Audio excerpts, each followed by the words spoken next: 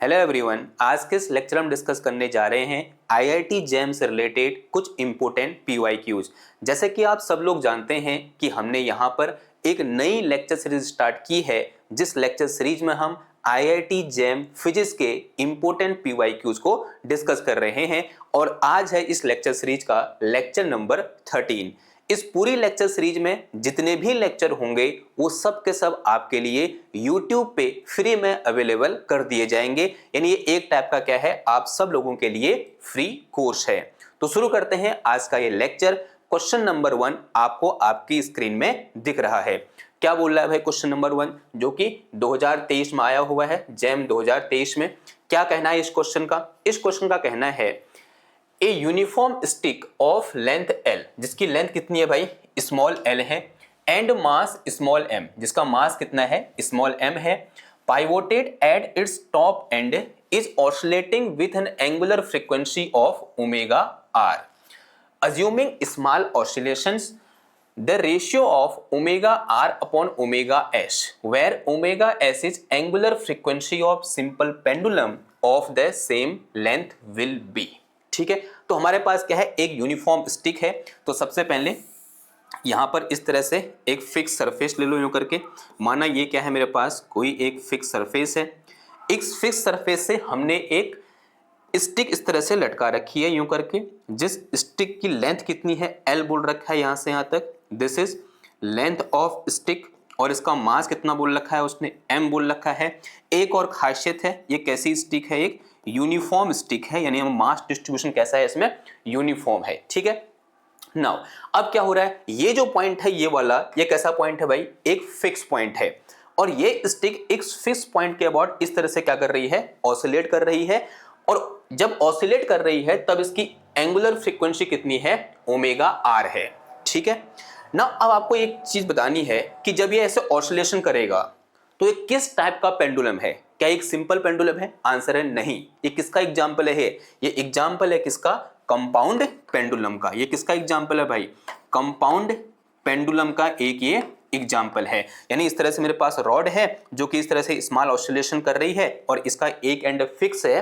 तो this is example of an compound pendulum. और किसी कंपाउंड पेंडुलम का टाइम पीरियड क्या होता है ये हमने पढ़ा हुआ है। तो since we know that time period of compound pendulum, इसको मैं टी आर बोल दूं तो टी आर इक्वल टू कितना होता है मेरे पास? 2 पाई अंडर रूट के अंदर यहां कितना आता है? के स्क्वायर प्लस एक्स स्क्वायर, और अपॉन में कितना आता है? जी इंटू एक्स आता है। अब यहां पर जो कुछ टर्म है, जैसे के एक टर्म आया और यहां पर एक्स एक टर्म आया। जी आपको पता है ग्रेविटेशनल एक्सेलरेशन है 2 पाई, तो आप सब जानते हो 2 पाई होता है। पहला सवाल है भाई के क्या है? यहां पर के है हमारा क्या?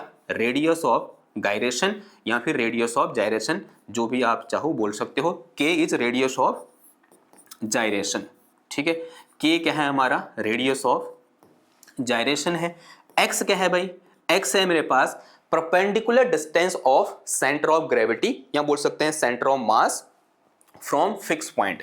This is perpendicular distance of centre of mass बोलो या सेंटर ऑफ ग्रेविटी बोलो। ठीक है, अभी के लिए हम दोनों को एक मान के चलेंगे, लेकिन दोनों में क्या होता है? थोड़ा बहुत डिफरेंस होता है, लेकिन हम मान के चलेंगे कि यहां पर सेंटर ऑफ ग्रेविटी और सेंटर ऑफ मास दोनों एक ही जगह है, बिकॉज यूनिफॉर्म मास डिस्ट्रीब्यूशन है and it is very close to surface of earth. ठीक है, तो x is perpendicular distance of centre of mass from fix point, from fixed point. ठीक है, फ्रॉम फिक्स पॉइंट। ओके ना, अगर मुझे ये दो पता चल जाए तो आसानी से क्या कर सकता हूं मैं? इसका टाइम पीरियड निकाल सकता हूं। अगर टाइम पीरियड निकल गया तो यहां से क्या निकल जाएगा? ओमेगा आर, और ओमेगा आर इक्वल टू क्या होता है? 2 पाई बाई टी आर के बराबर होगा। ठीक है, फिर वैसे ही क्या निकाल देंगे हम? ओमेगा एस निकाल देंगे। और हमें चाहिए क्या? उन दोनों का रेशियो चाहिए। तो सबसे पहले कैलकुलेशन किसके लिए होगी? के के लिए। भाई रेडियस ऑफ जायरेशन होगा क्या? जरा समझना। अगर मैं क्या करूं, इस रॉड का मोमेंट ऑफ इनर्शिया निकालूं किसके अबाउट? इस फिक्स पॉइंट के अबाउट। ये मेरा क्या है? फिक्स पॉइंट है। ये मेरा क्या है? यहां पर फिक्स्ड पॉइंट है। अगर मैं इस फिक्स पॉइंट के अबाउट इसका मोमेंट ऑफ इनर्शिया निकाल दो, moment of inertia I is equal to क्या होता है? किसी एक रॉड का उसके एक एंड के अबाउट 1/12 ml स्क्वायर के बराबर होता है। कितना होता है? 1/12 एम एल स्क्वायर के बराबर होता है। अब अगर मुझे रेडियस ऑफ डायरेक्शन निकालना है तो this must be equal to, ये किसके बराबर होगा भाई, this must be equal to m into k square. Here k is radius of direction, इस m से ये m क्या हो गया, कैंसिल हो गया। तो यहां से मेरे पास कितना आ गया, l अपॉन 12 इक्वल टू कितना आ गया, के स्क्वायर आ गया, यही मुझे चाहिए। तो के स्क्वायर इक्वल टू कितना आ गया, l स्क्वायर बाई 12 आ गया। अब मुझे क्या निकालना है, इसका डिस्टेंस निकालनी है x। माना इसका सेंटर ऑफ मास कहाँ लाई करेगा, इसके सेंटर पर लाई करेगा। ऑब्वियसली बात है, यूनिफॉर्म मास डिस्ट्रीब्यूशन है तो सेंटर ऑफ मास कहाँ लाई करेगा, l/2 पर लाई करेगा। तो यहां पर क्या होगा, इसका सेंटर ऑफ मास होगा। ये डिस्टेंस यहां से यहां तक कितनी हो जाएगी, l/2 हो जाएगी। तो इसके लिए अगर मैं यहां से x निकालूं तो x इक्वल टू कितना आ जाएगा, ये l/2 आ जाएगा। ठीक है, अब सिंपल मुझे ये वैल्यू यहां पुट करनी है और आंसर निकाल देना है। तो यहां से मेरे पास TR will be equal to कितना आ गया, ये 2 पाई अंडर रूट ऑफ, ये मेरे पास क्या है, के स्क्वायर की वैल्यू कितनी है, l स्क्वायर बाई 12 है। फिर प्लस कितना आ जाएगा, ये एक्स स्क्वायर, और एक्स स्क्वायर की वैल्यू कितनी हो जाएगी, l स्क्वायर बाई 4 हो जाएगी। और डिवाइड में कितना आ गया, ये डिवाइड में आ जाएगा g इंटू l/2 आ जाएगा, और पूरा ये रूट के अंदर है। डिवाइड में कितना आ जाएगा, g इंटू एक्स है तो कितना आ जाएगा, l/2 आ जाएगा। बस आपको कैलकुलेशन करना है आप। तो यहाँ से मेरे पास TR इक्वल टू कितना आ गया, 2 पाई अंडर रूट ऑफ, यहाँ एलसीएम कितना आ जाएगा, देखो एलसीएम आ गया मेरे पास कितना, 12, और 12 एलसीएम आया तो ये तो l स्क्वायर हो गया यहाँ पर, प्लस 4 3 12 तो कितना आ गया, ये 3l स्क्वायर हो गया। एंड अपॉन में कितना आ गया, ये GL डिवाइड में कितना आ गया, 2 आ गया। ठीक है, GL डिवाइड में कितना आ गया, 2 आ गया। आपको सिर्फ कैलकुलेशन को थोड़ा बहुत। तो यहाँ से मेरे पास TR equal to 2 pi under root of 3 और 1 4 हो गया ये।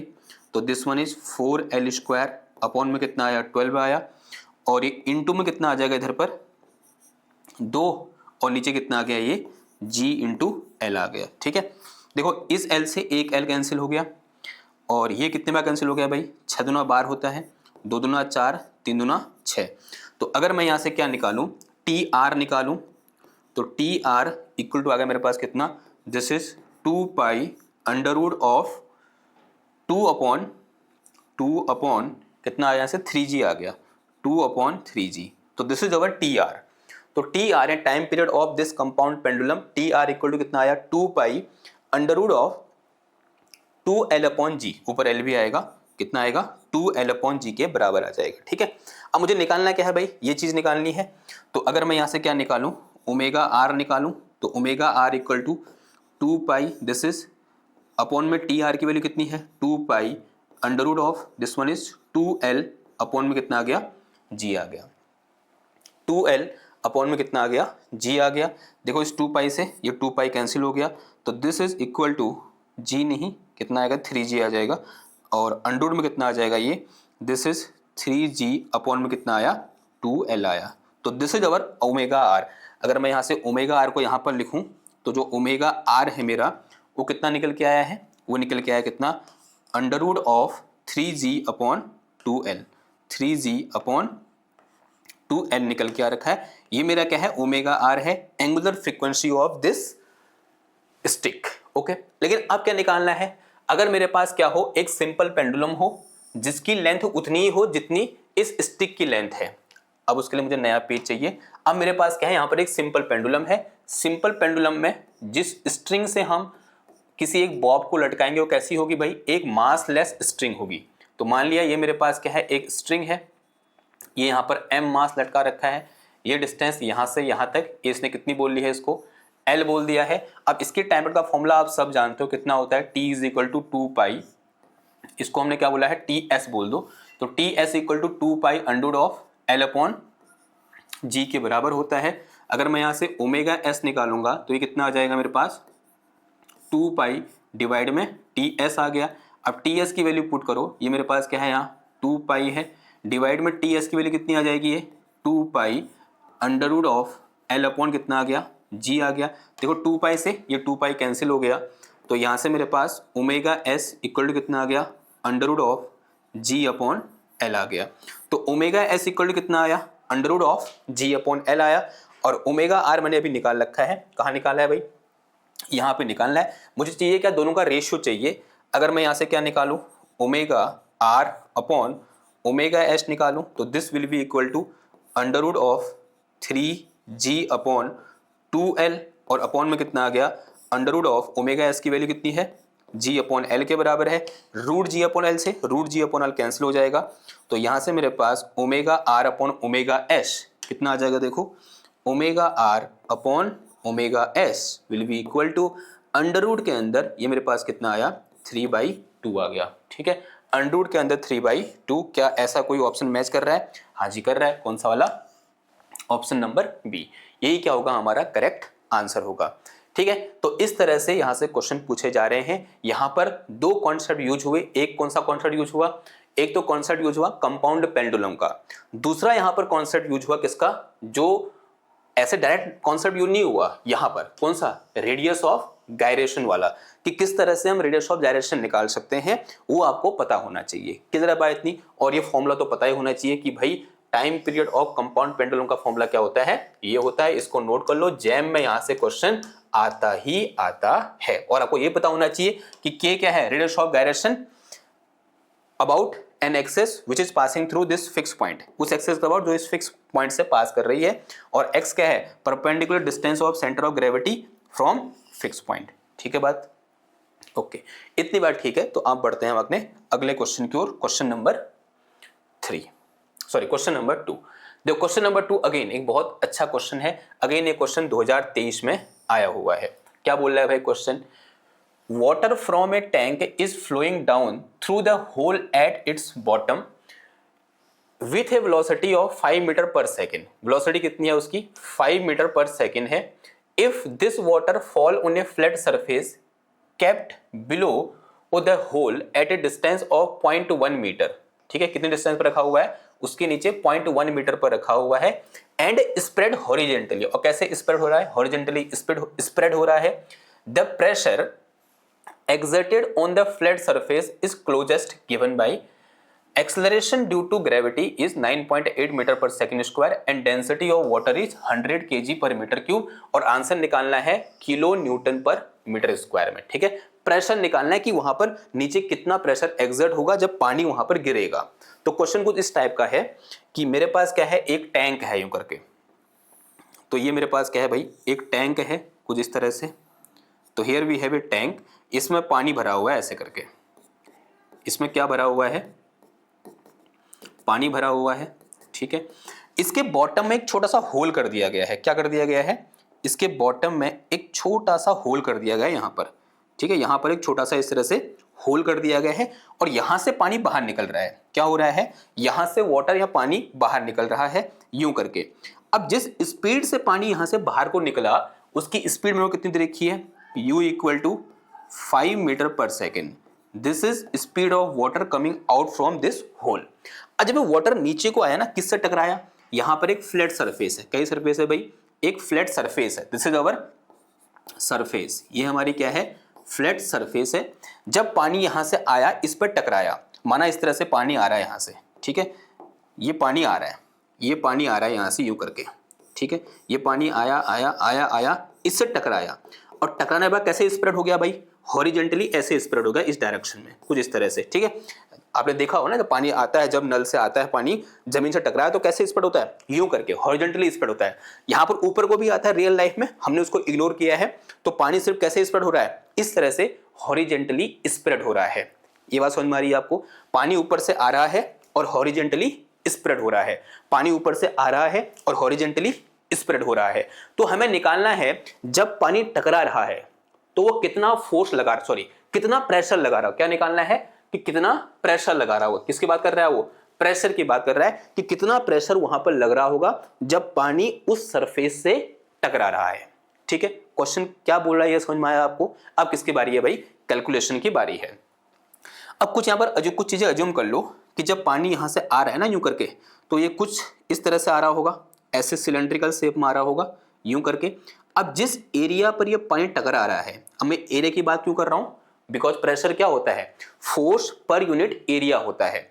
मान लिया यहां पर जो एरिया ऑफ क्रॉस सेक्शन है उस सिलेंड्रिकल स्ट्रीम का, ठीक है, जो स्ट्रीम ऑफ, या बोल सकते हैं वहां से जो पानी ऐसे उसकी धार आ रही होगी पानी की ना, वो किस शेप की होगी, ऐसे सिलेंड्रिकल शेप की होगी। ऐसे दिमाग में विजुअलाइज करो, आप सबने नल से पानी बाहर आते हुए देखा हुआ है। मान लिया उसका जो क्रॉस सेक्शनल एरिया है वो कितना है, ए है। जो क्रॉस सेक्शनल एरिया है वो कितना है भाई, ए है। ये जो जिस एरिया में ये पानी टकरा रहा है वो एरिया कितना है भाई, ए है। ये एरिया कितना है भाई मेरे पास, ए है। अगर मैं इस पानी की धार को अलग से बनाऊं तो कुछ इस तरह से मुझे दिखेगा। ये मेरे पास क्या है, पानी की धार है यूं करके, ठीक है। ये इसका टॉप है, यानी यहां पर u इक्वल टू कितना है 5 मीटर पर सेकेंड, और ये जो यहां से यहां तक डिस्टेंस है वो कितनी है भाई, ये है मेरे पास कितना 0.1 मीटर। ये कितना है 0.1 मीटर है। अब जब पानी यहां से बाहर को निकल रहा होगा, माना उसकी वेलोसिटी कितनी है, v है। क्या आप निकाल सकते हो, बता सकते हो कि जब पानी यहां से बाहर को निकल रहा होगा, यानी जब पानी यहां पर जस्ट टकराएगा तब उसकी स्पीड क्या होगी। तो हम थर्ड इक्वेशन निकाल सकते हैं। कैसे, since we know that v square equal to क्या होता है, u square plus 2g h के बराबर होता है, ठीक है। तो v square equal to u square यानी क्या आ गया 25, 5 का स्क्वायर 25 होता है, प्लस g की वैल्यू कितना लेना है 9.8, और इंटू h की वैल्यू कितनी है 0.1 है। तो यहाँ से मेरे पास v स्क्वायर इक्वल टू कितना आ गया 25, प्लस ये मेरे पास कितना आ गया 2 इंटू 0.98 आ गया। अगर मैं यहाँ से क्या निकालूं, v स्क्वायर निकालूं, तो ये मेरे पास कितना आ गया 25 प्लस मल्टीप्लाई करो, 8 दूना 16 की 6 से लगो 1, 9 दूना 18 और 1 19, 1.98 आ गया ये। तो अगर मैं यहाँ से क्या निकालूं, v स्क्वायर निकालूं तो कितना आ जाएगा ये 26.96, और अगर मैं v निकालूंगा तो v इक्वल टू क्या आ जाएगा मेरे पास, यहाँ से v इक्वल टू आ जाएगा कितना under root of 26.96 metre per second. Metre per second क्या आएगा, मीटर पर सेकेंड। यानी जब पानी यहां पर टकरा रहा होगा, जब पानी यहां पर टकरा रहा होगा उसकी स्पीड कितनी होगी, under root of 26.96 metre per second के बराबर होगी। अब सवाल यह है कि यहां पर कितना फोर्स लग रहा होगा, और फोर्स इक्वल टू क्या होता है, since we know that force equal to क्या होता है, change in momentum per unit time. ये क्या होता है हमारे पास, फोर्स होता है। फोर्स क्या होता है, change in momentum per unit time के बराबर होता है। अब चेंज मोमेंटम कितना होगा, इन वर्टिकल डायरेक्शन, ठीक है। और ये फोर्स होगा, कौन सा फोर्स होगा, this force will be our normal force, because pressure equal to क्या होता है, normal force divided by area, ठीक है। प्रेशर इक्वल टू क्या होता है, normal force divided by area के बराबर होता है। इसका मतलब फोर्स कौन सा होगा, परपेंडिकुलर फोर्स। इसका मतलब है जो चेंज इन मोमेंटम है, कौन सा चेंज इन मोमेंटम है, change in momentum in vertical direction. टकराने के बाद वर्टिकल डायरेक्शन में स्पीड कितनी है या वेलोसिटी कितनी है, आंसर है 0, बिकॉज उसने क्वेश्चन में खुद ही बोला है कि टकराने के बाद पानी कैसे स्प्रेड हो रहा है, हॉरिजेंटली स्प्रेड हो रहा है। इट मीन आफ्टर कोलिजन, और वी कैन से जैसे ये पानी इससे टकरा रहा है उसके बाद इस डायरेक्शन में वर्टिकल डायरेक्शन में वेलोसिटी कितनी हो गई है, 0 हो गई है। इसका मतलब this change in momentum must be equal to mass into speed. किसका बराबर होगा, मास इनटू वेलोसिटी के बराबर होगा, और डिवाइड में कितना आ जाएगा, यहां पर t आ जाएगा। तो force perpendicular must be equal to कितना आ जाएगा, mv के बराबर आ जाएगा। किसका आ जाएगा, mv के बराबर आ जाएगा। तो force perpendicular will be equal to m into v के बराबर आ गया, ठीक है भाई इतनी। नाउ अगर मैं यहां से क्या निकालूं, f परपेंडिकुलर निकाल, थोड़ा सा और यहां पर कैलकुलेशन करूं, this will be equal to, इसे मैं क्या लिख सकता हूं, m अपॉन t, इसे मैं क्या लिख सकता हूं,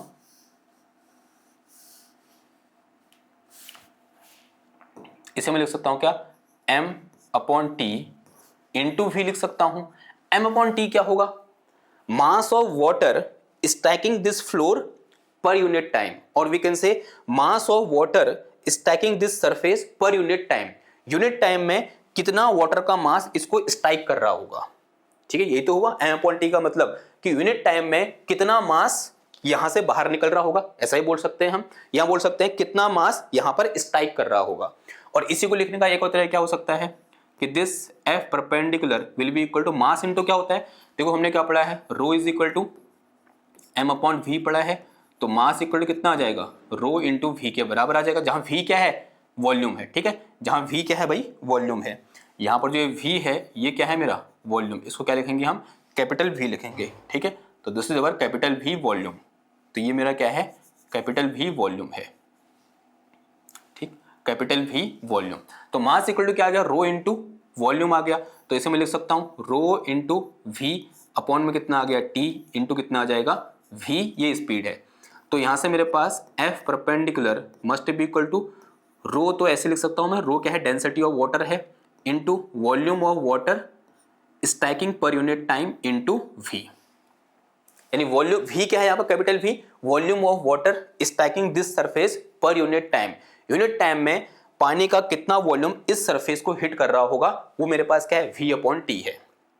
अब बताओ फिर इस वॉल्यूम की वैल्यू क्या होगी, कोई बता सकता है? वॉल्यूम यानी ये वॉल्यूम, ठीक है, यानी इस पूरे की वैल्यू कितनी होगी यहां से लेकर यहां तक, कि amount of volume stacking this surface per unit time. देखो किस शेप का है, सिलेंड्रिकल शेप का है। माना ये पानी ऐसे नीचे को आ रहा है, यूं करके ना, ऐसे नीचे को आ रहा है। इसकी स्पीड कितनी है भाई, इस पॉइंट पर v के बराबर है। जब इससे टकरा रहा है उस पॉइंट पर उसकी स्पीड कितनी है, v के बराबर है। यूनिट टाइम में कितनी स्पीड ट्रेवल करेगा, कितनी डिस्टेंस ट्रेवल करेगा भाई वो, यूनिट टाइम में डिस्टेंस ट्रेवल कितनी आ जाएगी, यूनिट टाइम में distance travel must be equal to speed के बराबर, मतलब v के बराबर होगी। बिकॉज s इक्वल टू क्या होता है, v इंटू टी के बराबर होता है। अगर टाइम यूनिट है तो s इक्वल टू क्या आ जाएगा, v आ जाएगा। यानी यूनिट टाइम में कितनी डिस्टेंस ट्रेवल करेगा वो, v के बराबर डिस्टेंस क्या करेगा, ट्रेवल करेगा। और ये एरिया क्रॉस सेक्शन कितना बोल रखा है हमने, a बोल रखा है, this area cross section is a। तो वॉल्यूम कितना आ जाएगा, दिस डिस्टेंस इंटू a। तो volume must will be equal to, this is volume stacking this surface per unit time, जो किसका आ जाएगा, जो है मेरे पास है v अपॉन टी है, वो किसका हो जाएगा, v इंटू ए के बराबर हो जाएगा। ठीक है, ये बात समझ में आ रही है आपको कि यूनिट टाइम वो कितना चलेगा, v के बराबर चलेगा, मतलब जितनी उसकी स्पीड है, जितनी उसकी वेलोसिटी है, उसके बराबर चलेगा। और इनटू क्या आ जाएगा, उसका एरिया ऑफ क्रॉस सेक्शन, वही तो क्या हो जाएगा, वॉल्यूम। तो this term is volume stacking this surface per unit time.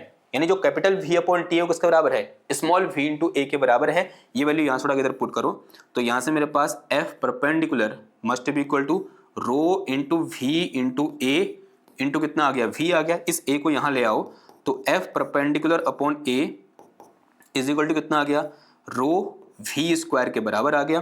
तो v स्क्वायर की वैल्यू कितनी है मेरे पास, यहां देखो v स्क्वायर की वैल्यू कितनी है, 26.96 के बराबर है।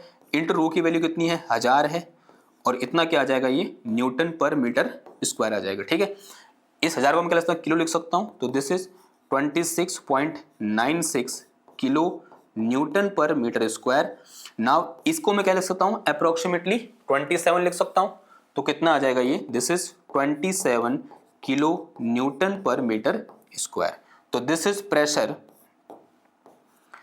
exerted by this water on the surface of on this flat surface। ठीक है, दिस इज अवर आंसर। तो आंसर क्या होगा मेरा 27.0 अप्रोक्सीमेटेड, बिकॉज कितना है वो 26.96 है, तो अप्रोक्सीमेटली कितना लिख सकता हूँ उसको मैं, 27 लिख सकता हूँ। क्लियर बात। Again this is a very good question. Again ये क्वेश्चन कहाँ से आ रखा है, बर्नौली थ्योरम और इक्वेशन ऑफ कंटिन्यूटी को मिलाकर बोल सकते हैं। जिसने बर्नौली थ्योरम और इक्वेशन ऑफ कंटिन्यूटी पढ़ी हुई है वो इस क्वेश्चन का आंसर इजीली दे देगा। यहां पर सिर्फ ये समझना था कि भाई ये जो है, ये जो टर्म है volume striking this surface per unit time किसका बराबर होगा, v इंटू ए के बराबर होगा। ठीक है, ये कैसे आया, कुछ ऐसे आया। ठीक है बात, अगर समझ नहीं आया है अब भी तो आप मैसेज कर सकते हैं या आप फोन मिला लीजिए, कुछ भी कर लीजिए, आपको समझा दिया जाएगा कि किस तरह से आया। क्लियर बात।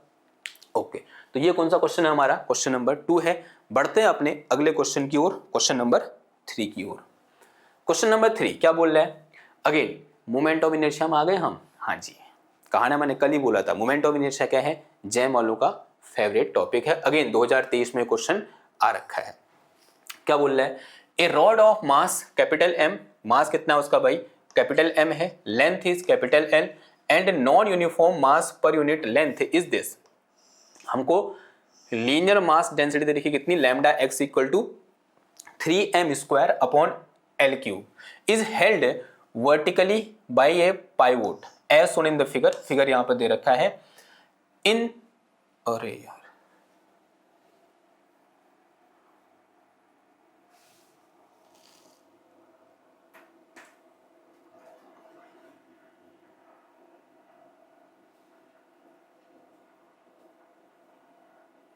ये तो बंद हो जा रहा है यार, बंद नहीं होना चाहिए ना, गड़बड़ हो जाएगी।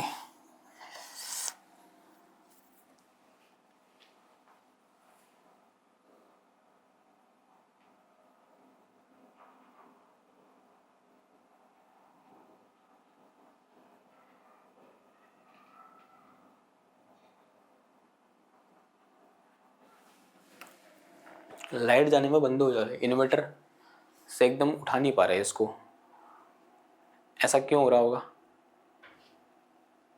ऐसा इसने नहीं करना चाहिए ना, आज ही हो रहा है।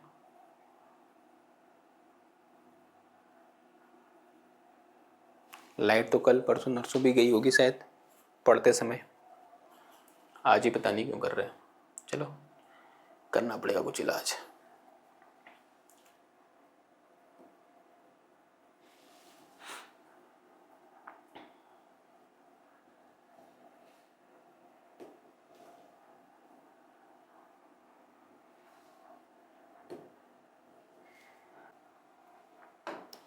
हाँ भाई चलो क्वेश्चन नंबर 3 में आ रहे हैं। क्वेश्चन नंबर 3 डिस्कस कर रहे थे, क्या बोल रहा है? A rod of mass capital M and length capital L and non uniform mass per unit length is lambda x equal to कितना दे रखा है 3mx square upon L cube is held horizontally by a pivot as shown in the figure. Figure यहां पर दे रखा है आपको, and is free to move in the plane of figure. For this rod which of the following statements are correct? Following में से कौन सा स्टेटमेंट करेक्ट होगा ये हमें बताना है। पहला स्टेटमेंट क्या है? पहला स्टेटमेंट बोल रहा है the moment of inertia of rod about an axis passing through the pivot is 3/5 ml square. यानी इस पाइवोट से एक एक्सेस जारी है, इसके बाद इसका मोमेंट ऑफ इनर्शिया क्या होगा ये हमें निकालना है। जो किसी रॉड का मोमेंट ऑफ इनर्शिया निकालना है हमको किसके अबाउट? उसके एक एंड के अबाउट। उसके एक एंड के अबाउट हमें क्या करना है? मोमेंट ऑफ इनर्शिया फाइंड करना है। ठीक है, अब कैसे फाइंड करेंगे फिर समझेंगे जरा। तो मेरे पास कुछ इस तरह का केस है यहां पर कि ये एक रॉड है यूं करके,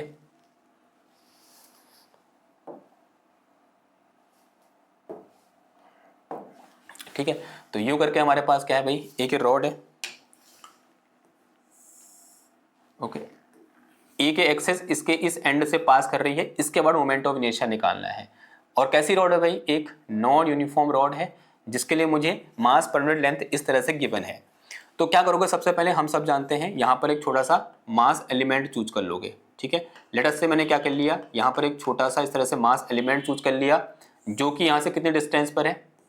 x डिस्टेंस पर है। मान लिया इसका थिकनेस कितनी है? dx है। यहाँ पर x इक्वल टू कितना है? 0 है। यहाँ पर x इक्वल टू कितना है मेरे पास? L के बराबर है। ठीक है, नाउ हम सब जानते हैं कि जो मोमेंट ऑफ इनर्शिया होगा वो किसके बराबर होगा भाई? जो मोमेंट ऑफ इनर्शिया होगा मेरा I इज इक्वल टू वो होगा हमारे पास कितना? Under root of x square into d m के बराबर। अब अगर मैं डी एम निकालूं, यहाँ पर डी एम क्या है? Mass of this small length element. अगर मैं डी एम निकालूंगा तो डी एम इक्वल टू कितना आ जाएगा? मास per unit length lambda into कितना आ जाएगा? डी एक्स आ जाएगा। अब लैम्डा की वैल्यू मुझे गिवन है, यहाँ से लैम्डा कितना दे रखा है? इधर देखो लैम्डा दे रखा है मेरा कितना? 3m into x square upon में कितना आ गया? ये l की पावर 3 आ गया और इंटू कितना आ गया यहाँ पर? dx आ गया। ये हमें क्या गिवन है यहाँ पर? dm गिवन है। ठीक है, अब इस dm की वैल्यू को यहाँ से उठाकर इधर रखो तो मेरे पास यहाँ से i इज इक्वल टू कितना आ गया?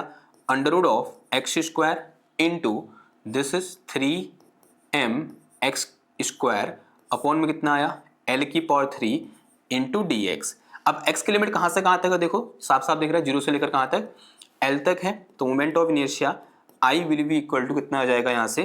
3m अपॉन l की पावर 3 तो कॉमन है, सॉरी कांस्टेंट है, बाहर आ गया। अंदर कितना बच गया? 0 से l, this one is l की पावर 4 और इंटू कितना आ गया? ये dx आ गया। अब l की पावर 4 का इंटीग्रेशन कितना हो जाएगा? ये तो ऐसे रहा 3m अपॉन l की पावर 3 एंड इसका इंटीग्रेशन जाएगा मेरे पास कितना? l की पावर 5 और अपॉन में कितना आ गया? 5 आ गया। और लिमिट कहाँ से कहाँ होगी? 0 से l तक होगी। ठीक है, पहले अपर लिमिट फिर माइनस करें कितना आ जाएगा यहाँ पर? लोअर लिमिट आ जाएगा। तो ये मेरे पास कितना आ गया, आई इज इक्वल टू आ गया मेरे पास कितना 3m अपॉन एल की पावर 3 एंड इनटू में आ गया कितना ये एल की पावर 5 अपॉन में कितना आ गया 5 और माइनस कितना हो जाएगा 0 हो जाएगा अगर मैं लोअर लिमिट पुट करूंगा तो। अब यहाँ पर कुछ चीज़ें कैंसिल हो रही हैं, या पहले थोड़ा सॉल्व कर लो इसको। आई इज इक्वल टू कितना आ गया ये 3m अपॉन एल की पावर 3 और इनटू कितना आ गया ये एल की पावर 5 अपॉन में कितना आया 5 आया। ये कैंसिल होगा कितनी बार, 2 बार कैंसिल हो गया, तो 2 बार कैंसिल हुआ तो ये कितना आ गया मेरे पास i is equal to 3/5 ml square. I is equal to 3/5 ml square. क्या ये ऑप्शन यहाँ मैच कर रहा है, i is equal to 3/5 ml square. It mean this option A is correct option. Option A क्या है हमारा, बिल्कुल सत्य है। ठीक, फिर क्या बोल रहे हैं, moment of inertia of the rod about an axis passing through the pivot is 1/3 ml square. नहीं भाई, कितना है वो, इतना है, कितना 3/5 ml स्क्वायर के बराबर है, न कि 1/3 ml स्क्वायर। ठीक, अब बढ़ते हैं अपने क्वेश्चन नंबर नहीं, ऑप्शन 3 की ओर। Torque on the rod about the pivot is 3/4 mgl। जो टॉर्क यहां पर लग रहा है इसके अबाउट किसके बराबर है, बोल रहा है 3/4 mgl के बराबर है। किसके बराबर, 3/4 mgl के बराबर। देखो टॉर्क का फॉर्मूला क्या होता है हमारे पास, since we know that torque equal to होता है परपेंडिकुलर डिस्टेंस इनटू फोर्स के बराबर। टॉर्क इक्वल टू क्या होता है, परपेंडिकुलर डिस्टेंस इनटू फोर्स के बराबर। अब इस पर लगने वाला जो फोर्स होगा कौन सा फोर्स होगा, ग्रेविटेशनल फोर्स होगा। तो ये मेरे पास रॉड है, इस तरह से देखो जरा, ये इस तरह से रॉड है और ये क्या है, फिक्स पॉइंट है यहां पर यू करके। अब जो सारा का सारा ग्रेविटेशनल फोर्स है वो कहां पर लग रहा होगा, सेंटर ऑफ ग्रेविटी पर लग रहा होगा। और centre of gravity will be coincide in this case with centre of मास। अगर मैं ये बोलूं कि कहीं यहां पर इसका सेंटर ऑफ मास है, सॉरी यहां पर क्या है भाई, इसका सेंटर ऑफ मास है, तो सारा का सारा फोर्स कहां पर लग रहा है, इस सेंटर ऑफ मास पर लग रहा है। यहां पर इसका मास कितना, कैपिटल एम, नीचे कितना फोर्स लगेगा mg के बराबर। तो ये डिस्टेंस यहां से यहां तक क्या हो जाएगी, ये r परपेंडिकुलर हो जाएगा। अब इस r परपेंडिकुलर की वैल्यू मुझे निकालनी पड़ेगी कि what will be the position of centre of mass with respect to this fix point. इस फिक्स पॉइंट के रिस्पेक्ट में जो position of centre of mass होगा वो क्या होगा, ये मुझे निकालना पड़ेगा। तो तभी तो मैं क्या निकाल पाऊंगा, टॉर्क निकाल पाऊंगा ना। तो पहले क्या निकालना है मेरे को, position of centre of mass. तो उसके लिए एक नया पेज चाहिए मुझे। तो ये मेरे पास ऐसे क्या मान लो, ये रॉड मान लो, अरे आओ भाई। तो इस तरह से मैंने क्या अज्यूम कर ली, ये हमारी क्या है, रॉड है, ये वो फिक्स पॉइंट है। देखो सेंटर ऑफ मास का फॉर्मूला क्या होता है, x coordinate of centre of mass will be equal to integration x d m upon में कितना आ जाएगा, ये इंटीग्रेशन डी एम आ जाएगा। ठीक है, डी एम क्या है, एक छोटा सा लेंथ एलिमेंट है। तो मैंने यहाँ पर क्या अज्यूम कर लिया, इस तरह से एक बहुत छोटा सा length element D x assume कर लिया, जो कि यहाँ से कितनी डिस्टेंस पर है, एक्स डिस्टेंस पर। ये डिस्टेंस यहाँ से यहाँ तक कितनी है भाई, एक्स है। ठीक है, तो अभी हमने डीएम निकाला था, डीएम इक्वल टू क्या होगा, इसी लेंथ एलिमेंट का मास। तो यहाँ से मेरे पास अगर मैं डीएम निकालूं तो dm will be equal to lambda into d x हो जाएगा। तो यहाँ से मेरे पास dm will be equal to, lambda की वैल्यू कितनी है, अभी हमने लिख रखी है यहाँ पर, या दे रखी है हमको, कितनी है 3mx square upon L cube. कितनी है 3mx स्क्वायर, ये मेरे पास कितना है 3mx स्क्वायर और अपॉन में कितना है, ये एल क्यूब के बराबर है। 3mx square upon L cube के बराबर और इनटू में कितना आ गया, ये सिंपल यहाँ dx आ गया। तो ये वैल्यू यहाँ से उठाकर इधर रखो तो क्या निकल जाएगा, पोजीशन ऑफ सेंटर ऑफ मास।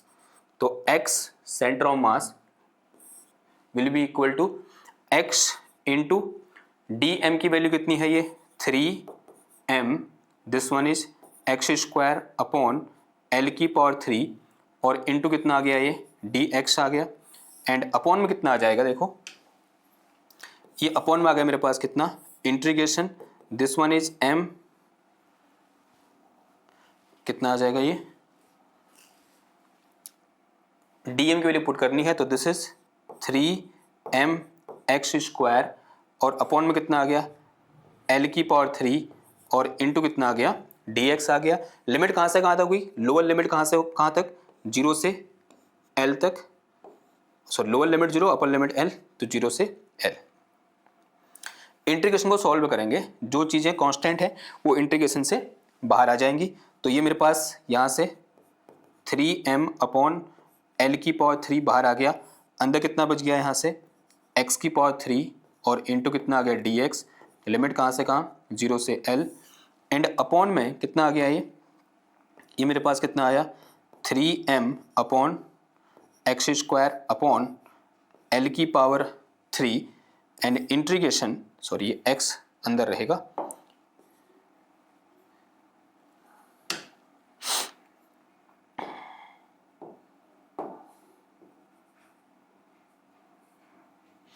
ये x कहाँ रहेगा इंटीग्रेशन के अंदर, तो this is x square into d x, limit कहाँ से कहाँ 0 से l। करो इस इंटीग्रेशन को सॉल्व करो, उससे पहले ये कैंसिल हो जाएगा। ऊपर क्या बचा x की पावर 4 अपॉन में कितना आया 4 एंड लिमिट 0 से कहाँ l, अपॉन में कितना आ गया ये दिस वन इज x की पावर 3 अपॉन में कितना आया 3 और 0 से कितना आ गया l आ गया। ऊपर अपर लिमिट पुट करो तो कितना आ जाएगा l की power 4 upon this one is l की पावर 3 अपॉन में कितना आ गया 3 आ गया। इससे ये कैंसिल हो गया तो कितना आ गया ये 3l/4 आ गया। तो इस केस में जो हमारी लेंथ है r परपेंडिकुलर कितना आ गया 3l/4 आ गया। तो this is equal to 3l/4 के बराबर है।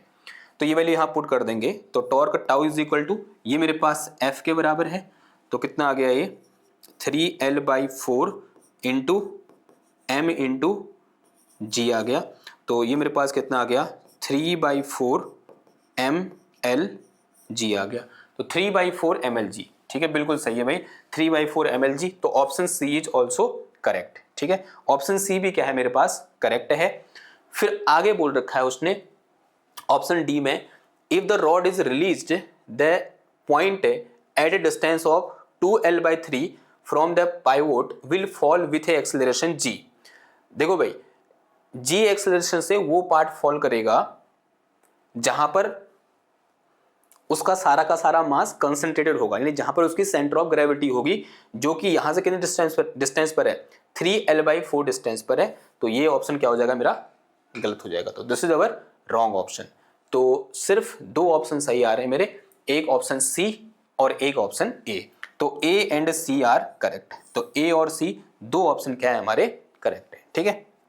अगेन अच्छा क्वेश्चन था ये, मोमेंट ऑफ इनर्शिया से रिलेटेड, थोड़ा सा लेंदी हो जाता अगर आप सारे ऑप्शन को सॉल्व करने जाओगे तो, और करना ही पड़ेगा तभी सही भी होगा, बिकॉज एक से ज्यादा ऑप्शन क्या है सही है। बढ़ते हैं अपने अगले क्वेश्चन की ओर, क्वेश्चन नंबर 4। अगेन अच्छा क्वेश्चन, अगर ये भी 2023 में आया हुआ क्वेश्चन है, देखो जरा क्या बोलना है। A particle P1 of mass small m moving with a speed of v collide with a stationary identical particle P2। कैसा पार्टिकल भाई, स्टेशनरी है और साथ ही साथ आइडेंटिकल भी है।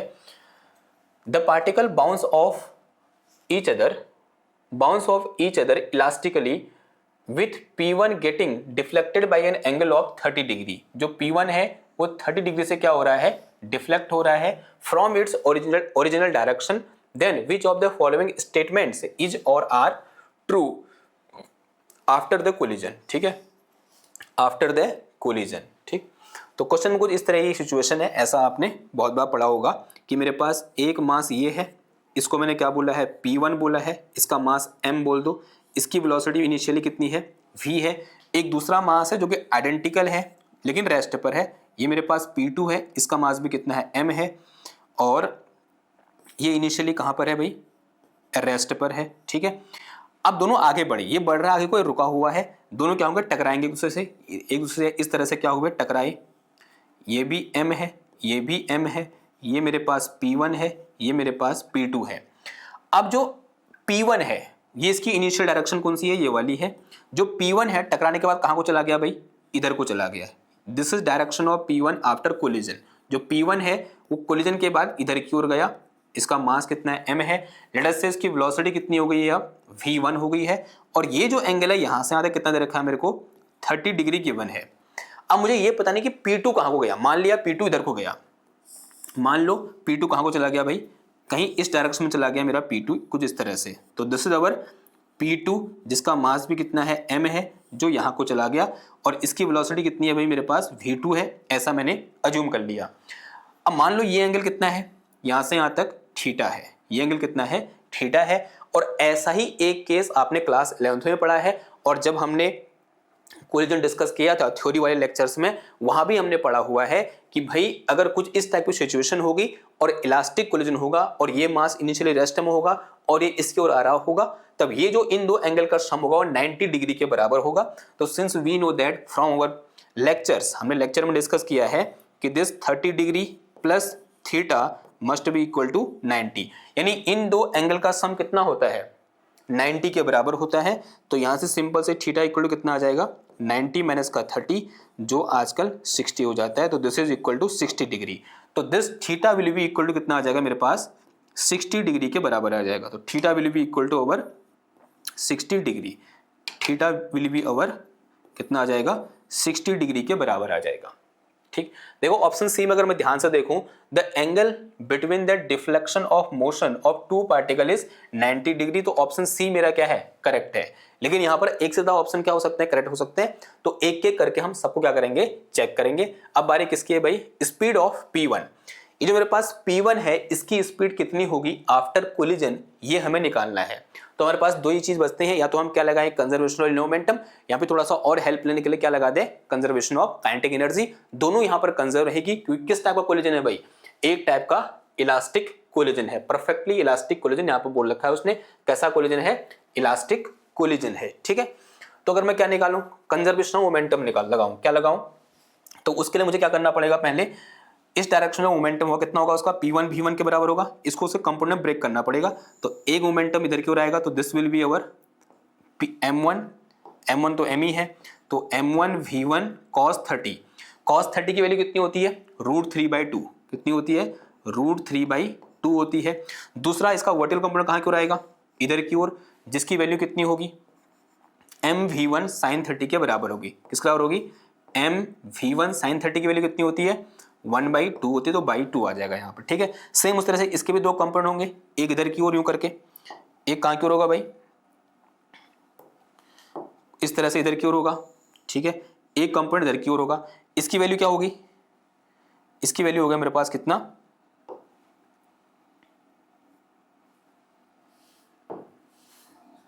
इसकी वैल्यू कितनी होगी, ये होगा मेरे पास कितना, MV1 cos 60 की वैल्यू कितनी होती है, 1/√2 होती है। इसका दूसरा कंपोनेंट कहाँ की ओर आएगा, इधर की ओर, जिसकी वैल्यू कितनी होगी, MV2 sin 60 की वैल्यू कितनी होती है, √3/2 के बराबर होती है। ठीक है, तो अब क्या लगा दोगे यहाँ पर, simple conservation of linear momentum. तो in horizontal direction momentum after collision must be equal to momentum before collision.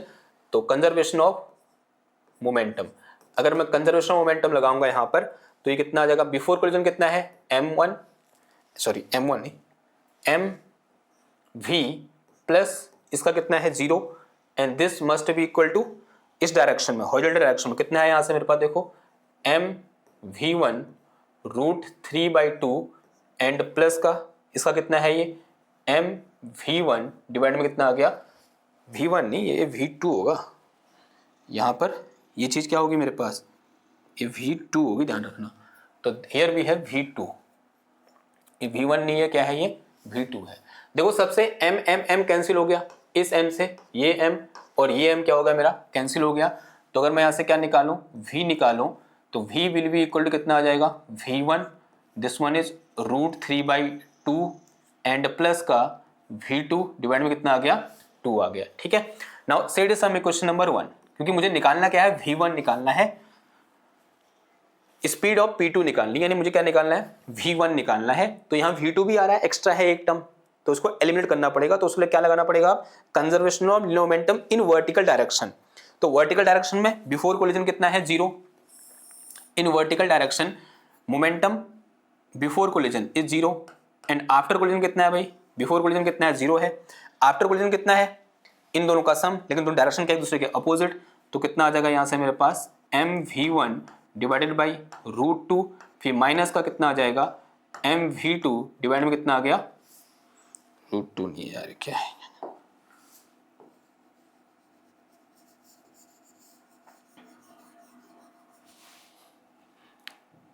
देखो भाई कितना है mv1 डिवाइडेड बाई 2 और माइनस का कितना आ जाएगा ये मेरे पास आएगा कितना mv2, यहाँ से कितना आया √3/2 आ गया, तो दिस इज √3/2 आ गया। ठीक है, देखो √2 बाहर आया, इधर 0 है कैंसिल हो गया, तो यहाँ से मेरे पास v1 इक्वल टू कितना आ गया v2 इंटू √3 आ गया। अगर मैं यहाँ से क्या निकालूं v2 निकालूं तो कितना आ जाएगा ये 1/√3 ऑफ v1 आ गया। अब इस v2 की वैल्यू को यहाँ से उठाओ, इक्वेशन नंबर 1 में पुट कर दो, तो v will be equal to ये मेरे पास कितना आ गया v1 इंटू √3/2 एंड प्लस का v2 की वैल्यू कितनी है 1/√3, v2 की वैल्यू 1/√3 इंटू v1 डिवाइड में कितना आ गया ये 2 आ गया। तो यहाँ से मेरे पास v will be equal to v1 तो कॉमन आ गया और अंदर कितना बच गया ये दिस इज √3/2 एंड प्लस का this is 1/2√3 and this bracket will close. ठीक है, थोड़ा बहुत कैलकुलेशन करनी पड़ेगी अगर जोड़ घटाना, तो v will be equal to v1 into एल्सियम कितना आ गया भाई यहाँ से 4√3, दिस विल बी अवर एल्सियम 2 दूना 4, तो ये मेरे पास कितना आ गया 2 इंटू 3 आ जाएगा बिकॉज √3 कितना आ गया 3 आ गया, फिर प्लस यहाँ कितना बचेगा मेरे पास 2 बचेगा, तो 3 दूना 6 7 8 कितना बचा वहाँ 8 बच गया। तो ये v इक्वल टू कितना आ गया मेरे पास v1 इंटू 8 डिवाइडेड बाई में 4√3, इससे कटे कितनी बार 2 बार। अगर मैं यहाँ से क्या निकालूं v1 निकालूं तो v1 इक्वल टू आ गया मेरे पास कितना √3/2 ऑफ v, तो v1 इक्वल टू कितना आया √3/2 ऑफ v आ गया। क्या इसने ऐसा ही लिखा है? हाँ जी ऐसा ही लिखा है, इसका मतलब ऑप्शन ए भी हमारा क्या है करेक्ट है। ठीक है, अब बारी किसकी है भाई ऑप्शन बी की। क्या बोल रहा है kinetic energy of P2 is 20% of the total energy. जो काइनेटिक एनर्जी है P2 की वो क्या है 25%, नॉट 20%, 25% ऑफ टोटल एनर्जी है। अब मुझे क्या निकालना है P2 की काइनेटिक एनर्जी निकाल, तो V2 निकालना पड़ेगा मेरे को, तो V2 यहां से निकल जाएगा, बड़ा आसान है। तो अगर मैं यहां से V2 निकालूं, यहां से अगर मैं V2 इक्वल टू निकालूं तो कितना आ जाएगा ये v1/√3 आ जाएगा। अगर मैं v1 की वैल्यू ये पुट करूंगा तो ये मेरे पास है कितना √3 से √3 कैंसिल, तो this is v divided by 2 आ जाएगा। तो यहां से मेरे पास जो v2 निकल के आया वो कितना है v/2 के बराबर है। अगर मैं टोटल एनर्जी की बात करूं, बताओ मैं टोटल एनर्जी कितनी होगी। अगर मैं बात करूं किसकी टोटल एनर्जी की, टोटल एनर्जी की बात करूं, देखो कोलिजन से पहले और कोलिजन के बाद टोटल एनर्जी क्या रहेगी कंजर्व रहेगी, बिकॉज इलास्टिक कोलिजन हो रहा है, यहाँ पर कोई बाहर से फोर्स नहीं लग रहा है। ठीक है, एक आइसोलेटेड सिस्टम है, तो कंजर्वेशन ऑफ एनर्जी लगाएंगे तो टोटल एनर्जी क्या रहेगी कंजर्व रहेगी। ये इनिशियली रेस्ट में है तो इसकी एनर्जी कितनी है 0। ठीक है, और जो भी एनर्जी किसके कारण है इस वाले का कारण है, and this total energy must be equal to kinetic energy of this particle P1 which is equal to half of mv²।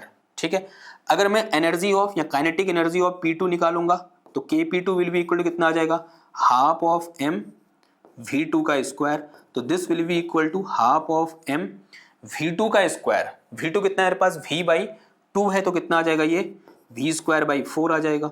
तो this energy will be equal to 1/8 mv²। मुझे ये बताना है ये 1/8 mv² क्या mv² का 25% है? आंसर है हाँ जी, सिंपल सी कैलकुलेशन है। देख रहा है ये टोटल एनर्जी है, इस टोटल एनर्जी में से इतनी एनर्जी किसके पास चलेगी इस P2 के पास चलेगी। ठीक है, this is total energy of system, जिसमें से इतनी एनर्जी 1/8 mv² के बराबर एनर्जी किसके पास चलेगी इस P2 के पास चलेगी। तो अगर मैं यहां से क्या निकालूं सिंपल इसका परसेंटेज फॉर्म में निकालूं तो कितना परसेंट होगा ये 1/8 किसका इस 1/2 mv² का, या 1/8 mv² इस 1/2 एम वी स्क्वायर कितना परसेंट है। कैसे करेंगे, देखो हमारे पास कुछ ऐसा है, जल्दी हो जाओ सर। हमारे पास कुछ ऐसा है कि मेरे को half of M V square में से 1/8 of M V square P two के पास है, ठीक है। इससे ये कैंसिल हो जाएगा, यानी 1/2 का 1/8 पी टू के पास है। अगर मैं क्या निकालूं यहां से, 1 में से कितना होगा, कितना आ जाएगा 1/8 अपॉन 1/2, तो ये मेरे पास कितना आ गया 1/4 आ गया। यानी 1 का 1/4 P2 के पास है, तो 100 से निकालूंगा तो कितना आ जाएगा 1/4 इंटू 100, इतना परसेंट हो जाएगा ये, तो कितना आ जाएगा ये 25%। तो भाई जो ऑप्शन नंबर बी है वो भी क्या है मेरा करेक्ट है। फिर क्या बोल रहा है, the kinetic energy of centre of mass of P1 and P2 decreases. नहीं भाई, kinetic energy will B conserve, ठीक है। काइनेटिक एनर्जी क्या रहेगी, कांस्टेंट रहेगी, या आप प्रूव भी कर सकते हो। तो this is not correct, because kinetic energy तभी चेंज होगी सेंटर ऑफ मास की जब बाहर से कोई फोर्स लग रहा होगा, ठीक है। यहाँ there is no external force acting on the system, जो भी फोर्सेस है इंटरनल फोर्स है। नेट फोर्स कितना है, 0 है, तो मोमेंटम ही चेंज नहीं होगा। मोमेंटम चेंज होगा तो उसकी स्पीड चेंज नहीं होगी, अगर स्पीड चेंज नहीं होगी तो काइनेटिक एनर्जी भी चेंज नहीं होगी, ठीक है। तो सेंटर ऑफ मास की काइनेटिक एनर्जी डिक्रीज नहीं होगी, अनचेंज रहेगी, ये बात आप ध्यान रखना। इसको आप प्रूव भी कर सकते हो, सेंटर ऑफ मास की स्पीड निकाल कर, फॉर्मूला होता है उसका, वो लगाना, निकल जाएगा। फिलहाल के लिए हम थ्योरी से करेंगे। डी ऑप्शन क्या है, इनकरेक्ट है, तो A B and C are correct, A B C are correct, ये तीनों ऑप्शन क्या है हमारे करेक्ट है। अगेन एक अच्छा क्वेश्चन था। बढ़ते हैं अपने अगले क्वेश्चन की ओर, आज का ये लास्ट क्वेश्चन भी रहने वाला है। क्या बोल रहा है, question number 5, for a particle moving in a general central force field which of the following statements is or are correct. कैसा फोर्स है भाई, यहाँ पर सेंट्रल फोर्स है। अगेन इंपॉर्टेंट कॉन्सेप्ट है भाई जैम के बच्चों के लिए। सेंट्रल फोर्स हमने लेक्चर में डिस्कस किया है, सेंट्रल फोर्स की प्रॉपर्टीज क्या होती हैं, कि जब सेंट्रल फोर्स होता है तो वहां पर क्या क्या चीजें होती हैं। पहली चीज, the angular momentum is constant. हाँ जी भाई, जब भी सेंट्रल फोर्स होगा तो एंगुलर मोमेंटम जो क्या रहेगा हमारा, वो क्या रहेगा हमारा, हमेशा कांस्टेंट रहेगा, ध्यान रखना आप, ठीक है। Kepler's second law is valid. Kepler's second law actual में है क्या, कंजर्वेशन ऑफ एंगुलर मोमेंटम ही है। क्या होता है मेरे पास, dA divided by dt, area swept by line joining planet to sun per unit time will be equal to L upon 2m, जहां L क्या है एंगुलर मोमेंटम है, m क्या है मेरा मास है। ये चीज कांस्टेंट तभी होगी जब L कांस्टेंट होगा, तो ये दोनों चीज क्या है सेम ही है, तो ऑप्शन ए और बी दोनों करेक्ट है। आगे आओ भाई, the motion is confined in 2 dimension. ये भी बहुत इंपॉर्टेंट चीज है कि भाई जब भी सेंट्रल फोर्स के अंदर मोशन होगा तो मोशन कैसा होगा, 2 डायमेंशनल मोशन देखने को मिलेगा, ये बात पक्की है। और ऐसा क्यों होता है, इसका प्रूफ भी हमने किया हुआ है लेक्चर्स में, ठीक है। उसके बाद ये थर्ड ऑप्शन क्या करेक्ट हो गया। Kepler's third law is valid. देखो केपलर्स थर्ड लॉ वैलिड, यहां बोल सकते हैं क्या, T square is directly proportional to R की पावर या ए की पावर 3। ये वैलिड होता है कब, अगर मेरे पास सेंट्रल फोर्स इस तरीके का हो, किस तरीके का, माइनस का k by R square into R cap. लेकिन ये किसकी बात कर रहा है, एक जनरल सेंट्रल फोर्स की बात कर रहा है। किसकी बात कर रहा है, एक जनरल सेंट्रल फोर्स की बात कर रहा है। तो यहां पर ये जो चीज है, ये जो टर्म है, जरूरी नहीं है वो इनवर्स स्क्वायर लॉ को फॉलो करे। यहां पर कोई भी एक फंक्शन हो सकता है जो किसका है, आर का है, और यहां क्या है, आर कैप है। तो इसका मतलब ये चीज इसके लिए तो क्या है, ओके है, इसके लिए वैलिड करती है, लेकिन हर बार वैलिड करेगी, ये बात गलत है, ठीक है। बिकॉज यहां पर ये फंक्शन ऐसा भी हो सकता है, f is equal to minus का K X cube into R cap, इस तरीके का centre, sorry K R cube into R cap, central force इस तरीके का भी हो सकता है। लेकिन क्या उस समय ये लॉ वैलिड होगा, ये लॉ हम प्रूव कर सकते हैं, नहीं कर सकते हैं, ठीक है। वहां पर टाइम की डिपेंडेंसी क्या होगी, अलग होगी। इस तरह से डिपेंडेंसी हमें देखने को टाइम पीरियड की ए पर या डिस्टेंस पर या उसके रेडियस पर इस तरह की डिपेंडेंसी देखने को नहीं मिलेगी, या सेमी मेजर एक्सेस पर इस तरह की डिपेंडेंसी देखने को हमें नहीं मिलेगी, ठीक है। तो ये क्या है भाई, सिर्फ इसके लिए एप्लीकेबल है। तो this option D is incorrect, option D क्या होगा हमारा, इनकरेक्ट होगा, ठीक। तो ये क्या था भाई आज का हमारा लेक्चर था। आई होप आपको समझ में आया होगा। इस पूरे लेक्चर में हमने आज के 5 क्वेश्चन सॉल्व किए और 5 के 5 क्वेश्चन क्या थे, बेहद इंपॉर्टेंट थे और आपको कुछ न कुछ यहाँ पर सिखा के जा रहे थे या आपको ये एहसास दिला रहे होंगे कि आपको क्या पढ़ना है। क्वेश्चन करने से हमको ये भी पता चलता है हमको क्या नहीं आता, हम नई चीजें सीखते तो हैं ही, साथ ही साथ हमको ये भी अनुभव हो जाता है कि भाई हमारी कमजोरी ये है, हम यहाँ पर लैग कर रहे हैं। और ये आपको तभी पता चलेगा जब आप इस तरह से क्वेश्चंस करेंगे या PYQs करेंगे। ठीक है, तो ये क्या था भाई हमारा आज का लेक्चर था। मैं मिलता हूँ आपसे नेक्स्ट क्लास में एक और नए टॉपिक के साथ। तब तक थैंक यू, धन्यवाद, बाय बाय।